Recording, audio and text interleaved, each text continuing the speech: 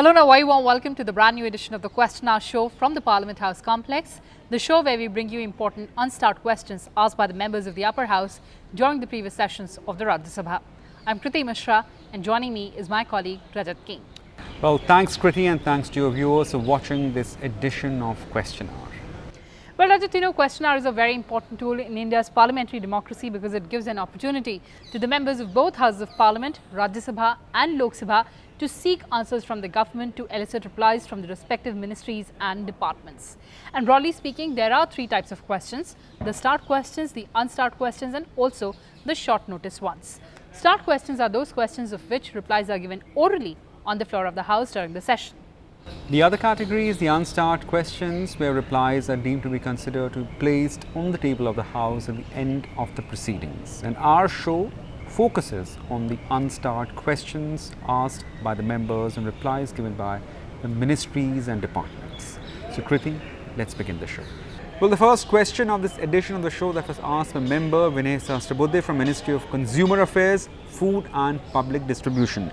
The member asked about the new initiatives and measures which have been undertaken by Ministry to streamline implementation process to ensure timely and efficient procurement as well as distribution of food grains, and what impact these initiatives and measures have made. While giving a detailed reply to this question, the government says that Department of Food and Public Distribution extends price support for procurement of paddy and wheat. The procurement policy of Government of India is open-ended, under which paddy and wheat offered by farmers within the stipulated period, conforming to specifications laid down by Government of India, are purchased for central pool at minimum support price by Food Corporation of India or state government agencies. Now, coarse grains are procured at MSP by state governments as per the procurement plan prepared in consultation with Food Corporation of India and approved by central government, subject to its distribution by the state government under National Food Security Act and other welfare schemes. The government also talks about the initiatives or measures taken by the ministry to streamline the implementation process to ensure timely and efficient procurement as well as distribution of food grains. Now, these include: before the onset of each marketing season, Department of Food and Public Distribution, Government of India holds a consultative meeting with the officials of Food Corporation of India, state governments and other stakeholders to make an assessment of availability of wheat and paddy or rice for procurement at MSP on the prospects of production and also market situation. The minimum support price operations are given wide publicity through pamphlets, banners, signboards, radio and TV, and advertisements through print and electronic media as well. Farmers are made aware of the quality specifications and purchase system to facilitate bringing in their produce conforming to the specifications laid down by Government of India. And procurement centres are opened by respective state governments or the agencies, Food Corporation of India, taking into account the production, marketable surplus, convenience of farmers and availability of other logistical support or the infrastructure such as storage, transportation or large number of temporary purchases centres. In addition to the existing mandis and depots or godowns are also established at key points for the convenience of the farmers. And joining us on the Question Hour show through virtual platform is Rajya Sabha MP Dr. VINAY SAHASRABUDDHE. Dr. SAHASRABUDDHE, welcome to Rajya Sabha TV and thank you so much for joining us through virtual platform. So, our show focuses on all the important questions asked by the members of the upper house, the unstarred ones and the replies given by the government. And talking about the previous session, you asked a very pertinent question about the steps taken by the government to streamline the process and implementation for timely and efficient procurement of food grains and also of distribution. A very important issue, sir. Well, I believe, it's a matter of coincidence that I asked this question on 20th of March, on the day on which I was given the response. And just about 3-4 days later, we see that how the pandemic in a way compelled the state governments and also the union government thereafter to announce a lockdown, and we're still not free from that entirely. So I must say that the situation happily was asked at a very right time. And the answer given is also, I think, indicative of the government's preparedness in a way. I mean, the government was not aware at that point of time because the answer must have been prepared maybe a week before. But the government was prepared, which is really very remarkable. And the answer, as it appears, has also said that the procurement policy of Government of India is open-ended, under which paddy and wheat offered by farmers within the stipulated period are purchased for central pool at minimum support price, because this is a kind of an open door policy. I must mention over here, because these are the times where the farmers required as much support as possible, and they can get this support by way of smooth sale and purchase of food grains, and therefore they were allowed to purchase, allowed to sell their food grain through government systems, government procurement systems, and also offered minimum support price, which is very, very imaginative, and at the same time it underscores the concern of the state, of the union government. Let me also hasten to add over here that you should also see the events thereafter. For example, a state like Madhya Pradesh has now brought a new legislation through an ordinance. Of course, the assembly is not in session, and the ordinance says that no more it is mandatory for a farmer to go to the marketplace and sell his paddy or wheat over there. He can do it right from his home. So the trader can come over here, and at his home also he can organize that trading activity and sell whatever his the stock of grain, which has such a smooth transport of food grain, because otherwise what used to happen, he has to take it in a truck or in a bullock cart or whatever, and then wait for 3 long days maybe at times, because there used to be a huge queue. Now the traders are also allowed to approach the farmer at his or her home and engage in a trading activity, which is very remarkable. And now what is more satisfactory is that the union government has also adopted a kind of an open policy and done away with all the agriculture produce marketing committee related systems that were age-old systems, archaic systems. And I'm happy many state governments have welcomed this kind of a move. It has really brought in a huge amount of liberalization insofar as our nation's agriculture economy is concerned. At the same time, let me point out over here, because my question was addressed to the Minister for Consumer Affairs, Food and Public Distribution. So here, the orientation is more consumer-centric. The department takes care of the interests of the consumers, and they are also now benefited. Because as what we see, now the government has extended the food distribution, free food distribution to those who are below poverty line up to November, even after the Chhat Puja for that matter. So now they will also be benefited, because the government has a huge stock of food grains and it will be properly distributed, and that distribution is now guaranteed up to the end of November, almost, if I may say so. So these are the things which again underscore the kind of planning that had gone behind and the kind of execution mechanism, a very efficient execution mechanism, I must say, that the government has put in place. Let me also lastly say over here that the MSP and all other measures that the government has taken has also, and the Food Corporation of India, their role is also very important insofar as storage is concerned. And now the government has given some subsidies also for creation of new storage units, because Food Corporation of India, although it's a huge organization, they have limited sites where they can store whatever the food grain that is acquired by the government through government procurement system. But now these kinds of small storages, small warehouses, even small cold cold chains also are now being allowed to be developed, and for that the government has provided some financial assistance, which is also very, very important over here. So even during the lockdown period induced by coronavirus, we saw that there was a seamless distribution process that was put in place by the government for food grains.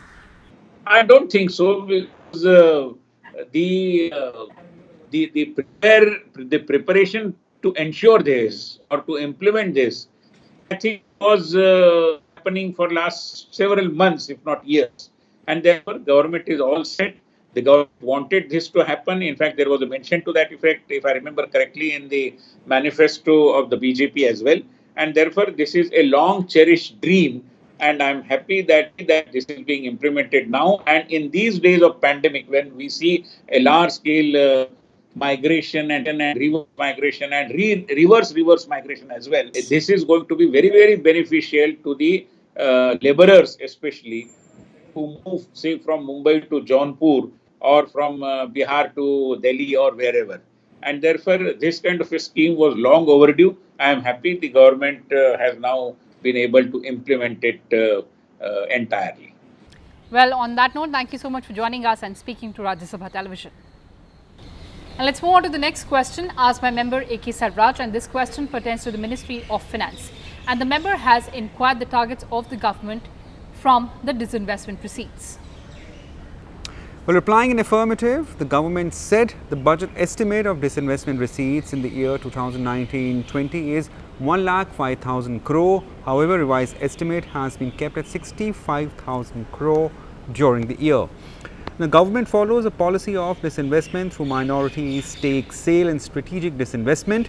The minority stake sale is carried out on an ongoing basis in select companies through various SEBI-approved instruments. The government has in principle approved strategic disinvestment in 34 cases since 2016, out of which strategic disinvestment in 5 cases has been completed. Now, other transactions are being carried out as per approved procedure for strategic disinvestment and are at various stages of completion. Well, moving on to next question that was asked by member Rupa Ganguly from Ministry of Finance. The member asked whether ministry's plan to launch National Infrastructure Pipeline will give a major boost to economic growth in the infrastructure sector, whether there is any priority given to a specific industry within sector, and what's the roadmap of the proposed plan for investing 102 trillion in infrastructure sector and how it will take us closer to become a 5 trillion economy. Well, the reply given by the government is an affirmative, and the government goes on to say that recognizing that investment in infrastructure is crucial for economic growth, Government of India had set up a task force to draw up the National Infrastructure Pipeline or NIP for the period from financial year 2020 to the financial year 2025. NIP is first of its kind whole of government and private sector exercise to provide world-class infrastructure across the country and promote sustainable, inclusive growth. The NIP covers infrastructure projects from economic and social sectors. Economic infrastructure includes power, roads, railways, ports, airports and also telecom, while social infrastructure includes sectors like education, health, water and urban development, which are essential for human resource development and efficient functioning of the society. NIP also includes infrastructure projects covered in an harmonized master list infrastructure subsectors notified by the Department of Economic Affairs. The government further says that the summary of the report of the task force on NIP was released by Finance Minister on 31st of December 2019. Currently, the NIP includes more than 6,800 projects, accounting for an investment of 111 lakh crore rupees to be implemented over a period of financial year 2020 to financial year 2025 by the centre, states and also the private sector enterprises. Infrastructure investment is crucial for faster and sustainable and inclusive economic growth. It is expected that the planned infrastructure investment of 111 lakh crore over the period of 2020 to 25 will help Indian economy reach GDP target of $5 trillion by the year 2025. Let's move on to the next question asked by member Akhilesh Prasad Singh, and this question pertains to the Ministry of Power, and the member has inquired about FDI in the power sector. For replying to query, the ministry said the Department of Promotion of Industry and Internal Trade, that is DPIIT, in the Ministry of Commerce notifies that consolidated FDI policy from time to time to encourage the foreign investment, which include power sector also.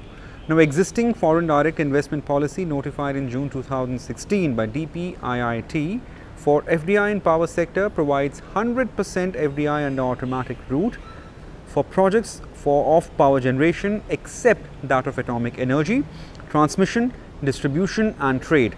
The Government of India has also allowed the FDI up to 49% in power exchange registered under the Central Electricity Regulatory Commission power market rules 2010 under the automatic route, subject to certain conditions as laid down in the policy. However, the FII and FPI purchase were restricted to secondary market only. Later on, it was decided to do away with this provision, thereby allowing foreign institutional investors and foreign portfolio investors to invest in power exchanges through primary market as well. Well, moving on to the next question that was asked by member Vijay Pal Singh Tomar from Ministry of Tourism. The member asked about the share of Indian tourism industry in the global tourist market. While giving a detailed reply to this question, the government says that estimated share of India in international tourist arrivals and world tourism receipts during the year 2018 were 1.24% and 1.96% respectively. Ministry of Tourism, Government of India has taken various steps to increase the inflow of tourists in the country, which include extended e-visa facility to citizens of over 170 countries. The Incredible India 2.0 campaign launched with market-specific promotional plans and content creation. 24/7 toll-free multilingual tourist helpline launched in 121 languages, including 10 international languages and Hindi and English. Organization of Annual International Tourism Mart for promotion of tourism in northeastern states. Promotion of activities in tourist-generating markets overseas through India tourism offices abroad with active participation in international tourism events. Events like Paryatan Parv, Bharat Parv have also been organized to promote Dekho Apna Desh concept. As per World Tourism and Travel Council report on Economic Impact 2018 for India, international tourist arrivals in India are expected to reach about 30.5 million by the year 2028. And moving on to the next question asked by member Amar Patnaik, and this question pertains to the Ministry of Earth Sciences. And the member has asked whether the government has implemented the use of artificial intelligence-based technologies in weather forecast prediction models of Indian Met Department. For replying to query, the ministry said that no, the research on the potential feasibility of artificial intelligence-based technologies for weather forecasting is in the nascent stage all over the world. Now, the outcomes may help to integrate the artificial intelligence approach with existing numerical weather prediction models and other simultaneous simulation models to make the weather forecast operationally. The Ministry of Earth Sciences has now initiated the efforts towards application of artificial intelligence-based technologies in weather prediction models. Research proposals for projects in artificial intelligence are being solicited by the ministry. Currently, Indian Meteorological Department generates forecasts by using different sets of state-of-art numerical weather prediction model for different spatial and temporal scales, and the details of these models are using both regional and global numerical weather prediction models. IMD generates forecasts at block and district level up to 5 days to predict extreme weather events. Using high-resolution global numerical weather prediction models, IMD also generates district level 5 days forecast of 5 meteorological parameters, including rainfall, maximum temperature, minimum temperature, humidity and cloud cover with daily updates. And lastly, Indian Meteorological Department has specific models for prediction of intensity, track and storm surge associated with the cyclones. Well, moving on to next question that was asked by member N. Shanmugam and T. Subarama Reddy from Ministry of Defence. The member asked whether it's a fact that there is a big gap between the existing strength and operational strength, especially in technical fields in ordnance factories across the country, and what are the efforts made to fill the sanctioned strength and by when these are likely to be filled up. The reply given by the government is in negative, and the government says that there is a gap between operational and existing strength, resulting in an operational vacancy of 30,007 against operational strength of 1,10,000, which has been operated based on functional requirement workload in various factories. Most of these vacancies are only technical in nature. Occurrences of vacancies and their filling up is a continuous process and an ongoing process. Vacancies are filled up from time to time on need basis as per the existing procedures and rules.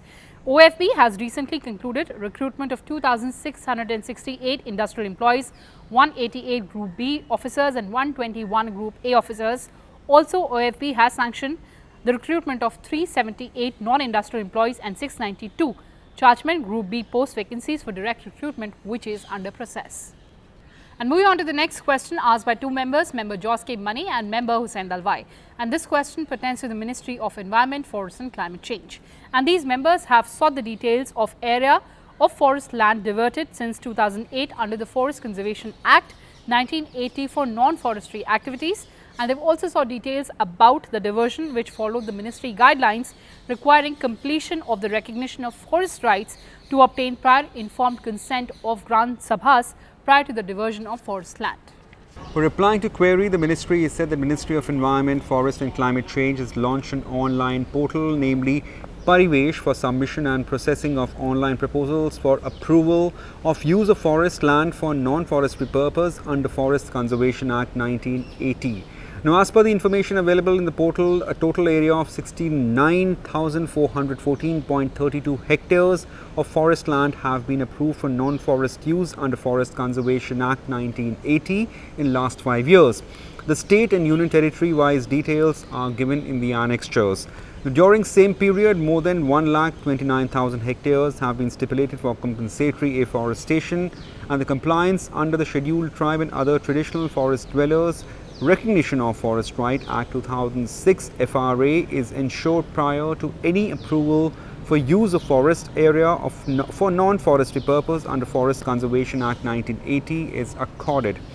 Now, land acquisition is undertaken by central and state governments under various central and state acts, including the Right to Fair Compensation and Transparency in the Land Acquisition, Rehabilitation and Resettlement Act 2013, and the provision of the said act are implemented by the appropriate government as defined under Section 3E of the said act.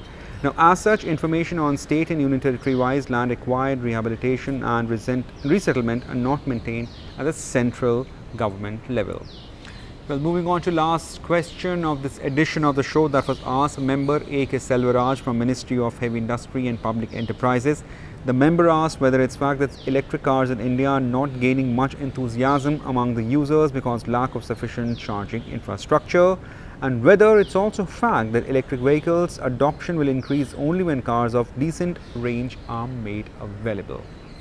Giving a detailed reply to this question, the government says in order to promote adoption of electric vehicles or EVs, including electric cars in India, Department of Heavy Industry and Public Enterprises formulated FAME India scheme, faster adoption and manufacturing of hybrid electric vehicles in India in March 2015.